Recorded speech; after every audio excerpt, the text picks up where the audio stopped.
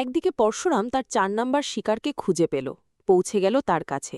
অন্যদিকে পরশুরামের উড়ো ফোন কলে বলরাম বুঝতে পারল পরশুরাম শেষ হয়নি, বরং পরশুরাম ফিরে এসেছে নতুন অবতারে।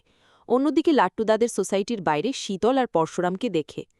বন্ধুরা, পরশুরাম ধারাবাহিকের আজকের পর্বে দেখানো হয়েছে জিৎ মুখার্জি তনির কাছে এগিয়ে যায়। জিৎ মুখার্জি তটিনীকে বলে, তটিনী, আমি তোর ছোট কাকা, আমি তোর ভালোর জন্যই বলছি, তুই এই বাড়ি থেকে চলে যা। দেখ, আমার শ্বশুরবাড়ির লোকজন অনেক বাজে কথা বলছে, এমনকি প্রার্থনার বন্ধুবান্ধবীরাও নানান কথা বলছে। আমাদের সমাজের অনেক মানুষই বাজে মন্তব্য করছে, তাই বলছি তুই এই বাড়িতে থাকিস না। প্রয়োজন করলে তোর খাওয়া খরচ যাবতীয় যা কিছু লাগে সব আমি দেব, তবুও বলছি এই বাড়িতে থাকিস না মা, আমি তোর ভালোর জন্যই কথাটা বলছি। তটিনী বলে, থাক ছোটকা, আমি কারোর কাছে হাত পাততে পছন্দ করি না, আর আমি আমার সন্তানদের নিয়ে কারোর টাকায় অন্যের দয়ায় বাঁচতেও চাই না। আর হ্যাঁ প্রার্থনা, আজ তুই যেটা করলি না, খুব বড় অন্যায় করলি। একটা কথা মনে রাখিস, আমার সন্তানেরা কখনো বিলাসিতায় বিশ্বাসী নয়, তারা প্রয়োজনটুকুতেই বিশ্বাসী। তারা এই বিদেশি দামি খাবার পোশাক অন্য কিছুর প্রতি ওদের লোভ নেই, ওরা ডাল ভাত খেয়েই বেঁচে আছে, আর তাতেই ওরা খুশি। আজ তুই অন্যায়ভাবে আমার মেয়েকে মিথ্যে অপবাদ দিলি, এর শাস্তি তুই নিশ্চয়ই পাবি। ভগবান যদি থেকে থাকে তোকে একদিন ঠিক শাস্তি দেবেন।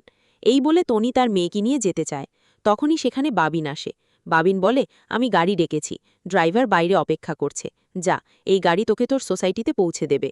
এটা শুনে তনি বলে, থাক, তার কোনো প্রয়োজন নেই। তবে দাদা ভাই, একটা কথা ভেবে অবাক লাগছে, ছোট কাকার মতো তুইও দূর দূর করে এই বাড়ি থেকে আমাকে তাড়িয়ে দিচ্ছিস। বাবিন বলে, তাছাড়া আর কি করব? হ্যাঁ, তুই তো তোর মেয়েকে শিক্ষা দিতে পারিসনি, আওমানুষ তৈরি হয়েছে। তটিনী বলে, থাক, আমি আমার সন্তানদের সম্পর্কে কোনো বাজে কথা শুনতে চাই না। আর হ্যাঁ, কেউ যদি হাতে তুলসী তামা আর গলা অবধি গঙ্গা জলে নেমেও বলে আমার মেয়ে চুরি করেছে, আমি সেটা বিশ্বাস করব না, কারণ ওরা সেই শিক্ষায় বড় হয়নি। তটিনী খুব রেগে যায়, আর সেই সাথে মুখার্জি বাড়ি থেকে চলে যাওয়ার সিদ্ধান্ত নেয়। তটিনীর মা যদিও তটিনীকে বলে, তুই এই বাড়িতেই থাকবি, কোথাও যাবি না, এই বাড়ি তোরও, তোর এই বাড়িতে অধিকার আছে। তটিনী বলে, না মা, আমি এই বাড়িতে আর থাকতে পারবো না, এত অপমান এত অসম্মান মানতেও পারবো না। অন্যদিকে দেখানো হয় পরশুরাম। পরশুরামকে যে চেম্বার চালানো হয়েছিল, পরশুরাম তারই হিসেব মেলানোর চেষ্টা করছে। তখনই সেখানে আসি শীতল। শীতল এসে বলে, কি করছো তুমি, এগুলো কি? পরশুরাম বলে, এগুলোই আমার দিকে চালানো হয়েছিল। শীতল বলে, মানে? পরশুরাম বলে, মানে হিসেব মেলাতে চেষ্টা করছি। এরপরে পরশুরাম ফোন করে। শীতল অবাক হয়ে যায়। শীতল বলে, তুমি এই ফোন কোথায় পেলে? পরশুরাম বলে, আমাদের কাছে এসব ফোন ম্যানেজ করা কোনো বিষয় নয়। এরপরে পরশুরাম কল করে। ঠিক তখনই কল করে যখন তটিনী মুখার্জি বাড়ি থেকে বেরিয়ে যাচ্ছিল। তখনই পরশুরাম বাবিনকে কল করে। উড়ো ফোন কলে বাবিন খুব ঘাবড়ে যায়। পরশুরাম বলে, ৩বার পরশুরামকে চেম্বার চালানো হয়েছে, এইবার সেই ৩টে চেম্বার থেকে একটা চেম্বার তোর গায়ে লাগবে, আরেকটা লাগবে স্পেশাল ব্রাঞ্চের অফিসার সৌরভের গায়ে, আর আরেকটা লাগবে বিজন লাল ওরফে বিজিতের কপালে। কথাটা বলেই পরশুরাম কল কেটে দেয়, আর বাবিন খুব ঘাবড়ে যায়। জিৎ মুখার্জি বাবিনের কাছে জানতে চায় কি হয়েছে, কিন্তু তটিনীরা থাকার কারণে বাবিন জিৎ মুখার্জিকে কিছু বলে না। জিৎ মুখার্জি একটুখানি আড়ালে টেনে বলে, কি হয়েছে? বাবিন বলে, উড়ো ফোন কল এসেছিল, আর এই ধরনের কথা বলেছে। জিৎ মুখার্জি বলে, এখন এসব আলোচনা থাকুক। এই বলে তটিনীদের এড়িয়ে যায় জিৎ মুখার্জি আর বাবিন। অন্যদিকে দেখানো হয় বলরাম, মায়া আর সৌরভ মর্গে দাঁড়িয়ে আছে। পরশুরাম যে ৩জনকে শেষ করেছে, সেই ৩জনের বডির সামনে দাঁড়িয়ে আছে তারা। সৌরভ খুব চিন্তিত আর ভীত কণ্ঠে বলে, ৩জনের বডি? তখনই বলরাম বলে, কেন, খুব চিন্তিত মনে হচ্ছে, তুই কি এদেরকে চিনিস নাকি? সৌরভ বলে, না, আমি কি করে চিনব? বলরাম বলে, আমাদের কাছে তো রোজই এমন বডি আসে, কই কখনো তো এতটা চিন্তিত হতে দেখিনি, আজ হঠাৎ করে তুই এতটা চিন্তিত? সৌরভ বলে, না মানে এমনি, একই কায়দায় শেষ করা হয়েছে তো, তাই বলছি। বলরাম বলে, নাকি বিষয়টা অন্য কিছু? দেখ সৌরভ, আমরা তদন্ত করে জানতে পেরেছি ২জন বিজিতের লোক, আর বাকি একজনের এখনও সন্ধান মেলেনি। তবে হ্যাঁ, খুব তাড়াতাড়ি সেই তদন্ত করে ফেলব। তবে একটা কথা মনে রাখিস, ঘটনা যাই ঘটুক না কেন, এর শেষ দেখেই ছাড়ব। তখনই পরশুরামের সঙ্গের দল সেখানে আসে। তাদের গলার স্বর শুনতে পেয়ে বলরাম মায়াকে বলে বডিগুলো ময়না তদন্তে পাঠাতে। তখনই মায়া জানায়, আমি লোকাল থানায় কথা বলেছি। এরপরে তারা ৩জনে মর্গ থেকে বেরিয়ে আসে। অন্যদিকে পরশুরাম আড়ালে দাঁড়িয়ে সবকিছু নোটিস করছিল। পরশুরাম মনে মনে ভাবে, আমি জানতাম সৌরভ তুই এখানে আসবি। আমি যদি একবার জানতে পারি সেদিন বিয়ের মণ্ডপে তুইও ছিলি, আর যদি জানতে পারি এই চেম্বার কার চেম্বার থেকে চালানো হয়েছিল, তবে আমি তোকে ছাড়ব না, আমি তোকে শেষ করে ফেলব। এদিকে দেখানো হয় বলরাম মায়ারা সঙ্গের দলকে দেখছিল। অন্যদিকে সৌরভ অবাক হয়ে গেছে, হঠাৎ করেই সঙ্গের দল এখানে কি করছে? তখনই পরশুরাম বলরামকে কল করে। পরশুরাম গলার স্বর চেঞ্জ করে বলরামকে বলে, তটিনী গাঙ্গুলি যেই চেম্বার ক্যারি করে, আর যেই চেম্বার পরশুরামের দিকে চালানো হয়েছিল, মিলিয়ে দেখেছেন দুটি চেম্বার একই কিনা? এই কথাটা বলে পরশুরাম কল কেটে দেয়। যেই কথাটা শুনে বলরাম বুঝে যায় তার মানে কেউ একজন আড়ালে আছে, আর এইবার সেই এই খেলা খেলছে। এইবার এই খেলার নিয়ন্ত্রক অন্য কেউ।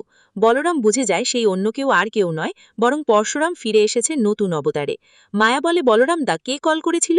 বলরাম বলে, আমি যেটা ভাবছি সেই দিকেই কেসটা এগোচ্ছে। এই বলে বলরাম হাসতে থাকে। বলরাম মায়াকে বলে, বুঝলে তো মায়া, যুগে যুগে ভগবানরা শুধু যে অবতারের রূপে আসে বিষয়টি এমন নয়, যুগে যুগে ভগবানেরা কমন ম্যানরাল রূপেও এই দুনিয়াতে আসে। এরপর দেখানো হয় বলরাম ওখান থেকে সরে যায়, আর শীতল পরশুরামকে জানায়, তোমার 4 নম্বর শিকারের খোঁজ পেয়েছি, যে কিনা সেদিন তোমাকে গঙ্গায় ফেলেছিল। কথাটা শুনে পরশুরাম বলে, ঠিক আছে, এবার তবে 4 নম্বর শিকারের পালা। এই বলে পরশুরামরা হসপিটালে ফিরে আসে। ডক্টর পরশুরামকে জানায়, আমি আর আপনাকে দেখতে পারবো না, আপনি আমার কোনো কথা শুনছেন না। এতবার করে বলছি এভাবে যখন তখন হসপিটাল থেকে চলে যাবেন না, তবু আপনি কোনো কথা শুনছেন না। কেন নিজের জীবন নিয়ে খেলছেন? কেন বুঝতে পারছেন না? আপনি এতটা অবচলিত হবে না। তখনই পরশুরাম বলে, আমি বুঝতে পারছি ডক্টর, আমি যেটা বুঝতে পারছি আপনি সেটা বুঝতে পারছেন না। আমি আমার জীবন নিয়ে খেলছি না, বরং আমার জীবন নিয়ে খেলছে অন্য কেউ। আমি এমন কিছু দেখেছি যেটা আপনি কল্পনাও করতে পারবেন না। আমাকে 3-3বার চেম্বার চালানো হয়েছিল। পিছনে ঘুরে আমি দেখেছি আমার স্ত্রী চেম্বার তাক করে রেখেছে। আমি জানি না সে কেন আমাকে মারবে, আর তার মারার কারণ, উদ্দেশ্য কোনোটাই আমার কাছে ক্লিয়ার নয়। তবে এতটুকু জানি ওই মানুষটা আমাকে খুব ভালোবাসে, ভীষণ বিশ্বাস করে। আমাদের সম্পর্কে এমন, আমরা কখনো একে অপরকে অসম্মান করিনি, অশ্রদ্ধা করিনি। তবে আমার স্ত্রী আমাকে কেন শেষ করতে চাইবে তার কারণ আমি জানি না, আর সেজন্য আমি বিশ্বাসও করি না। এটা শুনে শীতল বলে, চুপ করো, চুপ করো, প্লিজ চুপ করো। ভুলে যেও না, আমি তোমার জন্য নিজের জীবন বাজি রেখেছি। আমি তোমাকে বাঁচিয়েছি, তোমাকে নতুন জীবন দিয়েছি, আর সেই জীবনের প্রতি কেবল আমার অধিকার আছে, অন্য কারণ নয়। তুমি আমার সামনে ওই তটিনীকে ভালোবাসার কথা বলবে না। ওই তুমি আর তোমার প্রেম কাহিনী আমি শুনতে চাই না। তুমি শুধু আমার, আর এবার তুমি আমার হয়েই থাকবে। ডক্টর শীতল আর পরশুরামের কথা শুনে অবাক হয়ে যায়। আগামী পর্বে দেখানো হবে পরশুরাম তার 4 নম্বর শিকারের কাছে পৌঁছে যায়, আর পরশুরাম অ্যাকশন শুরু করে। অন্যদিকে জিৎ মুখার্জির কাছে খবর যায় পরপর 4 জনকে শেষ করা হয়েছে, যেটা শুনে ভয়ে আটকে ওঠে জিৎ মুখার্জি।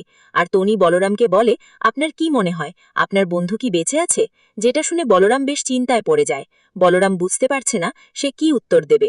বলরাম পরশুরামের উড়ো ফোন কল পেয়েছে, আর তখন থেকেই বলরামের মনে হচ্ছে পরশুরাম বেঁচে আছে, আর সে নতুন অবতারে ফিরে এসেছে। আর পরশুরামই বিজিত লাহেরির এই লোকগুলোকে শেষ করেছে। কথাগুলো ভেবে বলরাম ভীষণ চিন্তায় পড়ে যায়। বলরাম কি তটিনীর সাথে সেই কথাগুলো শেয়ার করবে? তটিনী কি জানতে পারবে বলরামের কাছে উড়ো ফোন কল এসেছিল, যে কিনা এই কেসের তদন্তের বিষয়ে সাহায্য করতে চাইছে? অন্যদিকে লাট্টু জানার দিকে তাকিয়ে দেখে নিচে শীতল দাঁড়িয়ে আছে, আর চাদরে মুড়িয়া দাঁড়িয়ে আছে পরশুরাম। লাট্টু শীতলদি দেখে খুব ভয় পেয়ে যায়, আর সে তটিনীর কাছে ছুটে এসে বলে, মা, সেই আন্টি। যেটা শুনে তনিও বাড়ির বাইরে বেরিয়ে আসে, কিন্তু ততক্ষণে শীতল পরশুরামকে নিয়ে ওখান থেকে চলে যায়। তো বন্ধুরা, বুঝতেই পারছো, তটিনী আর পরশুরাম খুব বেশি দূরে নয়, তারা একে অপরের খুব কাছাকাছি আছে। তবে অবিশ্বাসের কালো ছায়া তাদেরকে একে অপরের মুখোমুখি হতে দিচ্ছে না। পরশুরাম কি এই কেসের শেষ অবধি পৌঁছাতে পারবে? পরশুরাম কি জানতে পারবে তার সাথে দুটিনি বিশ্বাসঘাতকতা করেনি, বরং বিশ্বাসঘাতকতা করেছে তারই বস আর সৌরভ? কি হতে চলেছে পরশুরাম ধারাবাহিকে? পরশুরাম ধারাবাহিকের পরবর্তী আপডেট পেতে আমাদের সাথেই থেকো। ধন্যবাদ সবাইকে।